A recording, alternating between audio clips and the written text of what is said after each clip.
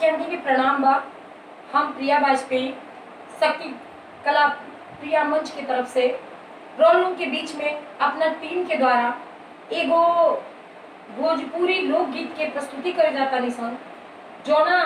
इस समय में हमनी के बीच गुरु स्वरूप तुलसीदत्त पांडे जी भी मौजूद बानी और ई प्रस्तुति के आयोजन हमनी के टीम लीडर शक्तिदत्त वाजपेयी के द्वारा करी जाता। तो आई लोग रोलों के बीच में हमनी के भोजपुरी लोकगीत प्रस्तुत करता निसन, जोन ये एगो ऐसा भोजपुरी लोकगीत बा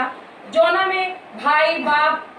जब जाला लो बाहर तो एगो लड़की एगो बहिन एगो मेहरारू अपना अपना आदमी लोग से कौन कौन चीज के मांग करेले, ये चीज रोलों के गाना में दर्शावल जाई। तो आई लोग हमनी के पूरा टीम के तरफ से अपन एगो लोकगीत के प्रस्तुति देता निसन के जई है